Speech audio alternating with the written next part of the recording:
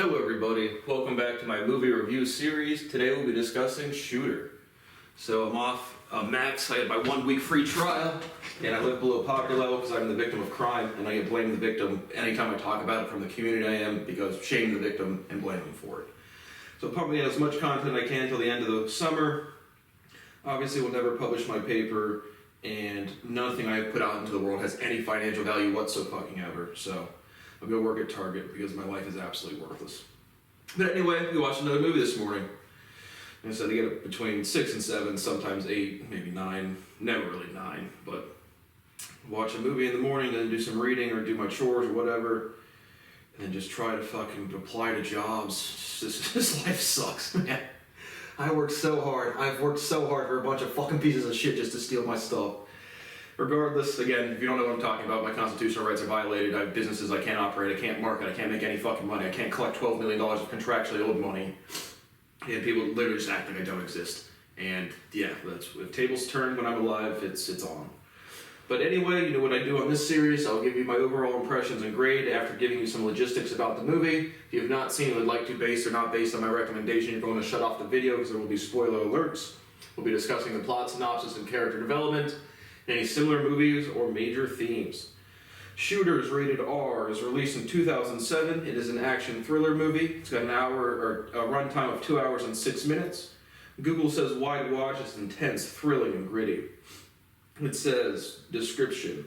A top Marine sniper, Bob Lee Swagger, played by Mark Wahlberg, leaves the military after a mission goes horribly awry and disappears without a trace. Swagger is coaxed back into service after high-profile government officials convince him to help thwart a plot against the President of the United States. Swagger realizes he has been betrayed and becomes a target of a nationwide manhunt. Instead of hiding, he seeks revenge against some of the most powerful and corrupt leaders in the free world. Directed by Antoine Fuqua, it had a $61 million budget and did $95.7 at the box office.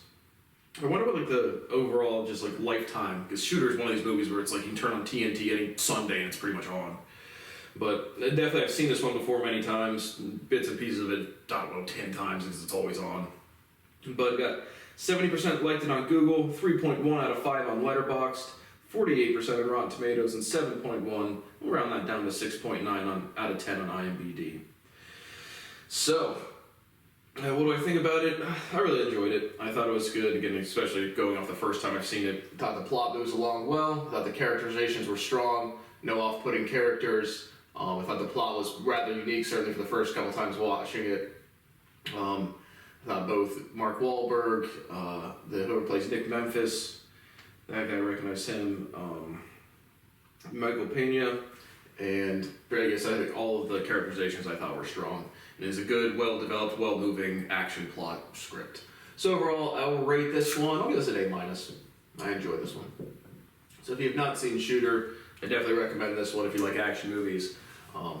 So if you've not seen it or would like to, you're going to shut off the video because there will be spoiler alerts. Movie opens up, you have Bob Lee Swagger, the shooter, with his scout sniper partner, Donnie Fenn. They're in Ethiopia doing some reconnaissance or some security, and they take out some insurgents. Basically, some hostiles come through, they shoot them, and then this American brigade goes through, and then a bunch more hostiles come. They're shooting off just mortars and indiscriminate gunfire. They don't know where the snipers are at. They have ghillie suits on, but Bob Lee says they might get lucky.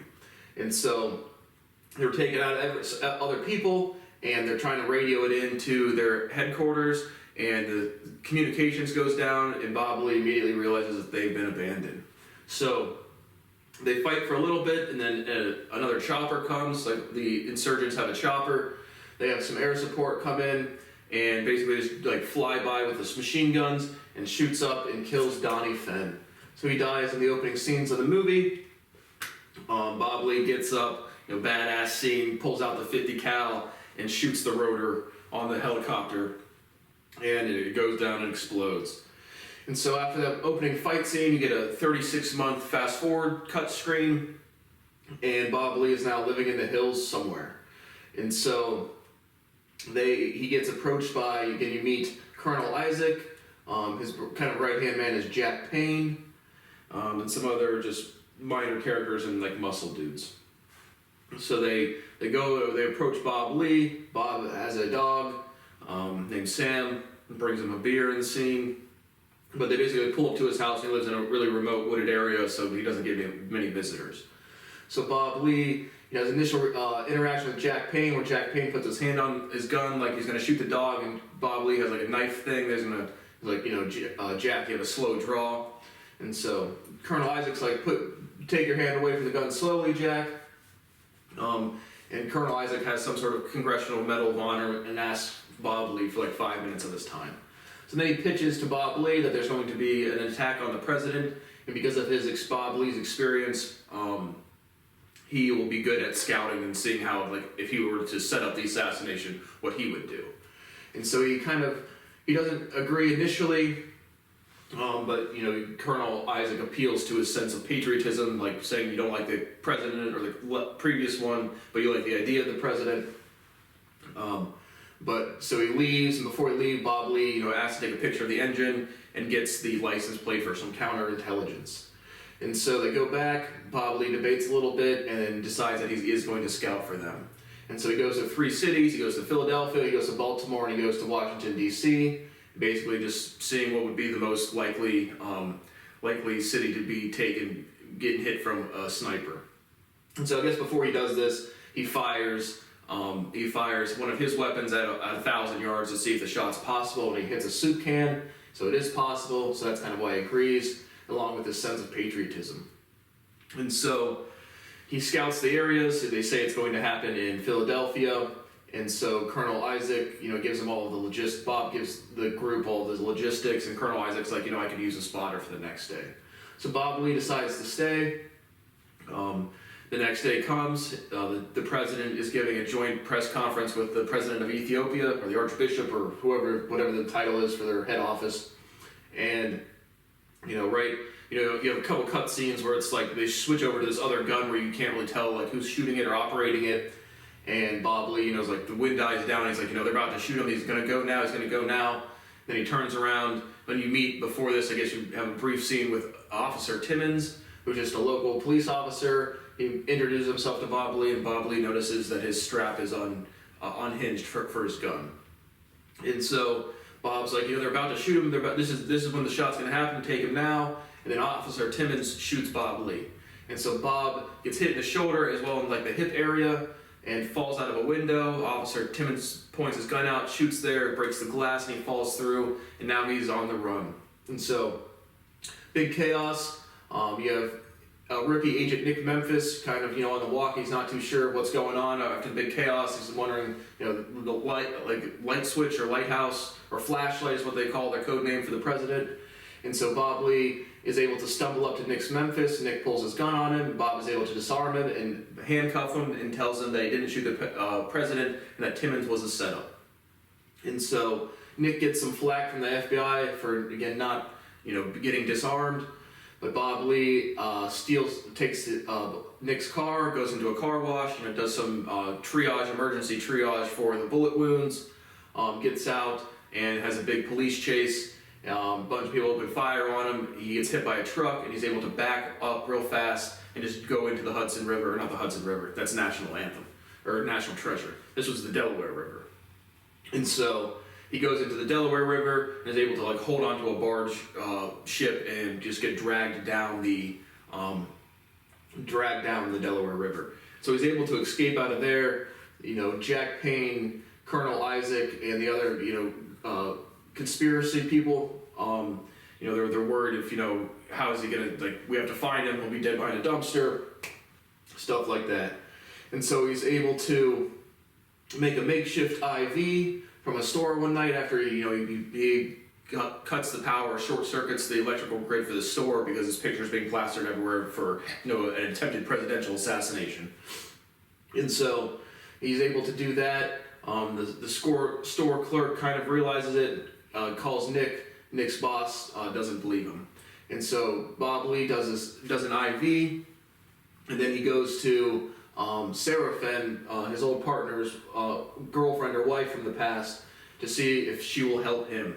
So he's able to steal a car after the IV scene, And then he drives to wherever she lives and approaches her. She's got a shotgun at the door. She calls 911 originally and then hangs up without saying anything, but agrees to help Bob reluctantly at first. And so she lets him in. Bob's like, here's a list of supplies you need, and I'm gonna do some whippets, pass myself out, and you have to try to, cut out the bullets, scrape away any dead tissue, and repair any damage best you can. And so he does that. She's rather successful. Whoever this actress was, she's a cutie. Kate Mara. But that's what happens. And then Bob Lee is like, Sarah, I need you to help me, and she agrees. So at the same time, Nick Memphis is doing some more digging, and he's pretty close with a higher up agent, Agent Alordes. She was also pretty cute. Rona Mitra. But regardless, just another FBI agent, I think, with a little more security clearance than him, and he's fresh out of the academy. But he stays up and, he analyzes. He's like, why would Bob Lee tell me this? That it was a setup, and he analyzes his bullet spread, just his accuracy from shooting at a competition is like, how's the guy that can do this at 1,000 yards miss by 3 feet or 2.5 feet from 2,000 yards or something? And so Nick Memphis is starting to get more suspicious that this is a setup or whatever. And Bob Lee has Sarah basically go to Nick. Nick also goes to a chat room, and he goes to the actual building where this gun was and measures. It was like clearly like a base or just like something drilled into the floor. And so he messages something on these gun forums, and he's like, figures out that it was a remote controlled weapon that fired the shot. And so Sarah then approaches Nick Memphis and says that she knows where Bob Lee is or whatever, and that gives him some license plate numbers or some VIN numbers or something, basically to draw out this rogue group of contractors or whoever. And so Sarah does that. Bob Lee is in like a Phillies jacket outside watching it happen. 2 police officers approach him, kind of recognize him. He disarms them, fights off a dog, and is able to escape from there as well. And so Nick Memphis, gets some like Delta level clearance or whatever the clearance is that he's not supposed to have, goes into a room he's not supposed to, and figures out, not really exactly sure what he figured out from that, but just like a vehicle or something.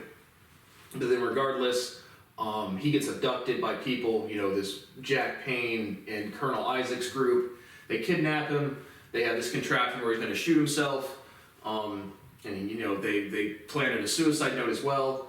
When Bob Lee left Sarah's, Sarah gave Bob Donnie's old hunting rifle, a .22 rifle, and it was like, it's not much, but it's something. And so he goes there. Bob makes a makeshift silencer, and then kind of sets up Nick Memphis in a way, and then kills the 3 or 4 guys, trying to kill Nick, and is able to talk with Nick.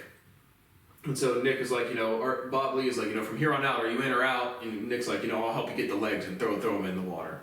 And so now Nick and Bob are on the same team. They go meet some guy called Mr. Rate. He's either a gun enthusiast or, well in military history or a sniper himself. And Bob Lee is trying to figure out who the actual sniper was or who did this. And so Mr. Rate's, there was one guy in France, he's dead. There was a guy somewhere else. And then you learn, because in one of the crew, there's this guy in this wheelchair. He's really bad at walking. Mr. Rate tells a story where it's like they cornered down this sniper who would just kill men, women, and children, would wound 1 to kill 4. And he's like, but they brought down a building on him. And so then Bob Lee makes a connection with the guy in the wheelchair is that guy. And so now they know the shooter, and they're going to try to draw him out or, take him out. And so basically Jack Payne and Colonel Isaac make a setup where they put him in Virginia. They have like 4 or 5 guards and then a big armed force. It was kind of strange though. I thought the plot could have been a little tighter because when Colonel Isaac, he starts meeting with Senator Charles as kind of like the overarching governor in this thing, I guess. But Senator Charles is not happy that Colonel Isaac let Bob Lee get away. And Senator Charles in the scene is like, Colonel Isaac requested like 21 men. And then in the actual scene, there's like at least like 50. And so it could have been a little tighter there. It's just like, why not say 50 or 100 or whatever the actual number count of the people that come in are. Bob Lee and Nick Memphis, they go to a Home Depot type of store, buy a bunch of things, make homemade smoke bombs, pipe bombs, napalm, just more gear and equipment for this raid. And so Bob Lee goes in there. Nick's the spotter now. He's kind of standing a decent bit away, watching over, telling where the operatives are. And so Bob Lee takes out the 4 operatives and then finds the guy in the wheelchair. They have a conversation. Bob is able to record him admitting that that the senator and these people had killed a bunch of. The motivation is the Archbishop of Ethiopia was going to make aware tragedies where these people had gone in and wiped out a village, just indiscriminately killing everybody so they can put it in an oil pipeline. And so Bob Lee gets that on a recording. The shooter guy in the wheelchair kills himself because he's like, we're both dead men walking. We're both, on the hit list to be tied up for loose ends. And so Bob Lee then has a big fight scene, kills a bunch of people. Nick Memphis kills a bunch of people. They're fighting off these people. Like I said, it could have been a little tighter. Just however many agents were actually in the scene, just say that number when Colonel Isaac asked for men to Senator Charles, would have been a little more tight on the plot. But regardless, big fight scene. They have air support once again. Bob Lee's down to the last 5 shots, is able to shoot this oil tank or this explosive tank or something that's explosive, and it blows up and burns up the helicopter. So they kill everybody, they blow up the napalm, take a bunch of dudes out. And so the next kind of thing that happens is the FBI or this Jack Payne and Colonel Isaac's rogue group, you have some just quick commentary like, there was a big fight out in Virginia, but now there was no bodies recovered or whatever. And so the FBI gets prints from the bullets and from the other equipment that it was Bob Lee's prints as well as Nick Memphis's prints. And so Nick Memphis calls the FBI director from Bozeman, Montana, or somewhere in Montana. It's like, things got a little more complicated. Asked him about the firefight. He's like, things got more complicated. And so Bob Lee, kind of like the final, well, not the final scene, but the Bob Lee is going to meet with Colonel Isaac as well as Senator Charles Jack Payne and try to exchange the recording for Sarah Fenn. So I guess skipped over that. Sarah gets abducted by Jack Payne. He breaks into their house with another guy. She kills one of the dudes with a shotgun. She's in her bra. She get out of the shower or whatever. And Jack is like, maybe implied rape scene, but there's no rape scene. But he's like, it's just you and me now, and like running his hand like over her face and touching her chest a little bit. And so it's like implied, but there's no rape scene there. But it comes into play later. And so they agree to meet, and it's like Senator Charles is like, we're going to meet somewhere where I can see you coming from a long ways off. Might be Colonel Isaac's line, doesn't matter. But so Colonel Isaac, Jack Payne, Senator Charles all show up to this it's like the top of a mountain almost somewhere, a real snowy area upwards and somewhere in a mountain. And so this figure starts walking down, and he immediately gets shot in the back and falls down. And then you see a couple other snipers repositioning their guns, and Bob Lee's still up there. He takes out 2 dudes in the snow environment and 1 dude in the rock environment or like camouflage. Nick Memphis gets back up and starts walking down, and Bob Lee shoots. Jack Payne has a shotgun to the back of Sarah, and Bob Lee shoots Jack's hand off. That's like kind of duct taped to the gun, and Jack kind of gets hysterical. He's like, "Look, you did a good job. You shot my hand off." And then he shoots his arm off, so he's bleeding severely on the ground. And Colonel Isaac and Senator Charles are like, "Oh shit, here we go again." And so Nick Memphis gets back up, and he just had like metal plates to protect him from the bullets because they thought that was going to be Bob Lee. So he disarms them, both like the pilot of the helicopters, Senator Charles, and Colonel Isaac. And so the FBI, Nick Memphis had paid somebody that the motel he stayed at to drop off a note to the FBI, like giving them the location of where they're at. The FBI comes in, Bob Lee burns the recording. He's like, this is plutonium to all of us. It'll just disappear, and we'll die along with it. So Colonel Isaac and Senator Charles are happy because it's like there's no implication or guilt for them. And so the next thing that happens is Bob Lee is arrested, and he is giving a presentation to the Department of Justice about his weapon. And so the weapon was recovered at the scene, which I guess is like the biggest thing. And so the metallurgy of the bullet matched, and it was mangled beyond recognition once it hit the target. And so Bob Lee does a demonstration where Nick Memphis kind of like sneaks in a bullet for his gun, gives him the bullet, and Bob's like, do you trust me with your life? And Nick is like, yep. And then points the gun at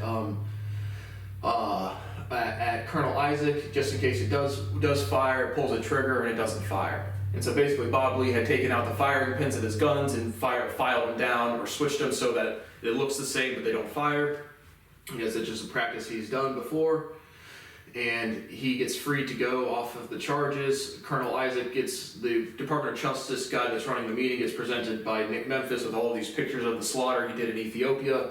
And the Department of Justice guy's like, as much as fucked up as this is, we can't do anything about jurisdiction. And so Colonel Isaac leaves. Pretty good line in that one when he says, your moral compass is so fucked up, I'll be surprised if you make it back to the parking lot. It's a pretty classic line from this movie, along with the haves and have-nots from Senator Charles on the Mountain. But also, again, the reason the rape scene was relevant was because Sarah Fenn, once the dude has his arm blown, Jack has his arm blown off on the ground, she picks up the gun that's taken off Senator Charles and mag dumps it into Jack. So Jack gets killed, and again, it's implied because of her response that he raped her, did something bad to her, that's why she mowed him down at the end. And so regardless, Bob Lee is free to go. The Department of Justice guy is like, kind of looks at him and is like, there's nothing I can do, but this is a situation where it's like, it could be cleaned up with a gun. And I'm not giving him an order, but like, implication. And so the final resolution to the movie is Colonel Isaac, Senator Charles, their assistant, and a couple of bodyguards are at this like rural cabin, kind of snowy environment again. And it's kind of, a wood burning fireplace, kind of dimly lit. And Bob Lee pulls up, and this like blood starts dripping down, and the body falls into the thing. And so now they know they're under attack. They were talking about going to another Ecuador for another pipeline because the locals are having troubles with the locals again. And so they're all like, Colonel Isaac's like, it's fixable.